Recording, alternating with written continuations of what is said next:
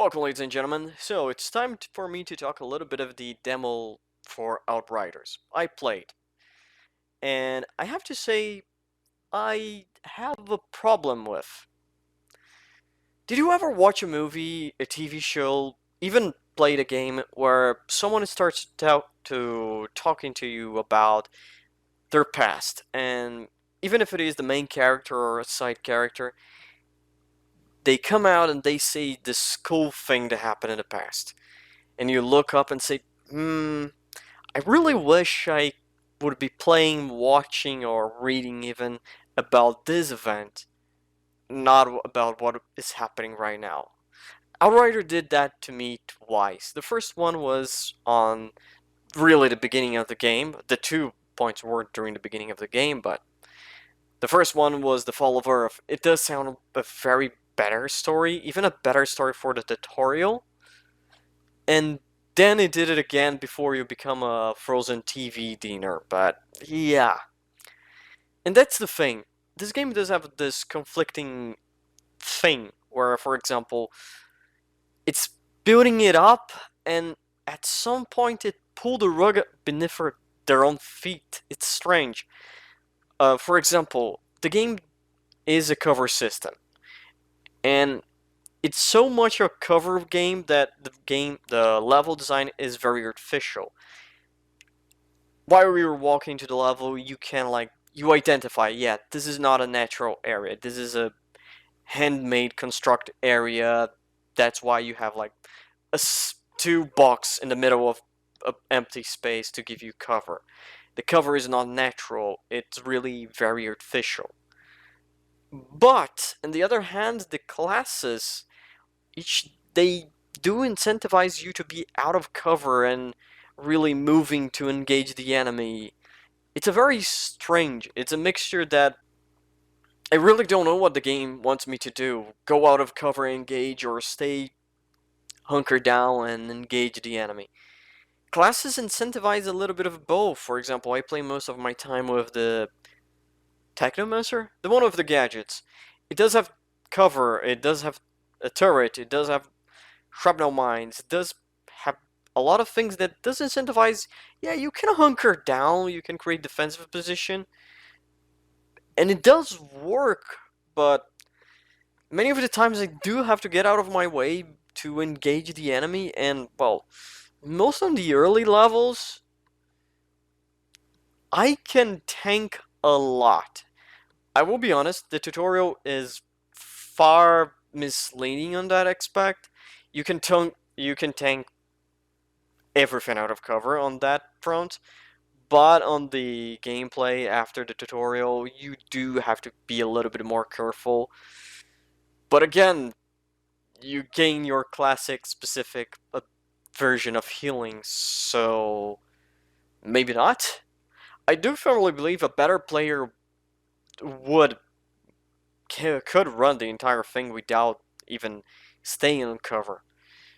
But then again, the game does sacrifice a lot of immersion to create those levels with those covers, so who fuck knows? And then again, boss, well, I did find sometimes, and probably again by my own skill level, I was fighting the bosses and there was no ads around, so yeah. My health stand on that less small blip, small dot, small part a lot during boss fights. And that's the thing. The game is not bad. To be honest, the game is really okay.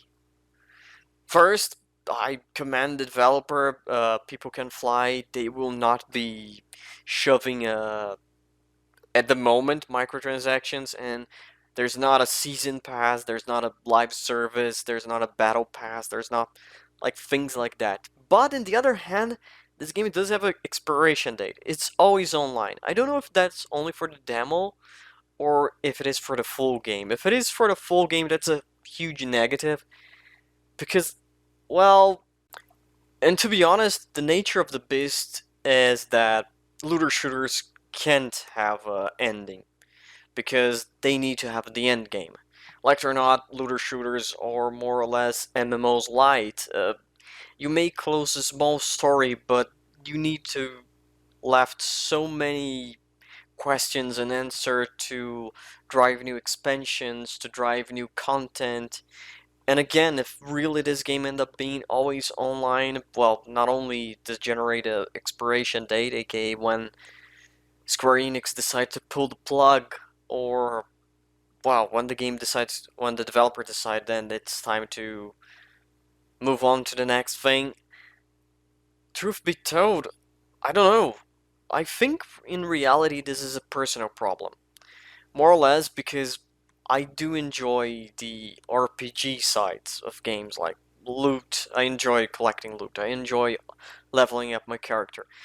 And more I'm starting to see RPGs becoming just looter shooters and being turned on this at like no storytelling, no or very little storytelling. And let me be honest, I think Outriders is the one who does have a more storytelling than any of the other ones. To see, I don't know if that is a quality for the game or if it is a flaw to the rest of the other games on the genre. And truth be told, I kind of want to like this game, but I can't. Part of me still believes I'm still looking for the hook. When they gonna start to saying, "Oh, you want the continuation from the story? Pay the $30 expansion." And again, that's the point. This is a $60 title, and with the quote unquote DNA of a looter shooter that doesn't allow to a conclusive stuff, a game there is more that's one of the problems. A game there is so much focus on the end game that the journey doesn't matter. The leveling up doesn't matter. And again, it's a very strange situation because I do believe Outriders does a good job with perks on the weapons and the perks being far more engaging and maybe even allowing you to form more or less a beginning of a build. And I don't know if that's gonna be carried for the full game. It probably will because your progress will be carried from the demo to the full game. But I don't know if that is the hook. Like it or not, Cyberpunk did hook you up with the beginning, a more open than the entire game. Like it or not, the first mission, the Spider-Bot mission, is the most open mission in the entire game. So it's the thing is, uh, the game industry burned me so much that I'm starting to get very cynical, and that may be a problem. Outrider is interesting. It's not a $60 interesting because, well, like I said, I don't feel this is gonna be a conclusive story. This is not gonna be a, and the end game may become a grind for grind's sake. But maybe for a sale, 60, $40 or something along those lines, maybe the game worth that. Wait a while, see if how the developer progressed the story, see someone else talk, and if there is a definitive conclusion, if it is a closing chapter, or if it is just one more a closed chapter or a closed book in a 32 volumes that you only gonna get the first one. So, ladies and gentlemen, that's my opinion on Outriders. It's a strange beast. I want to like, but the game is doing a lot to undermining my capability of liking. $60, maybe a larger focus on the end game, and well, truth be told, maybe isn't a single player RPG. That's the truth. Maybe I'm looking on this game with the wrong eyes, and that's, I think, it's probably the big thing. Let's hope, and I don't know, we do get a good RPG this year.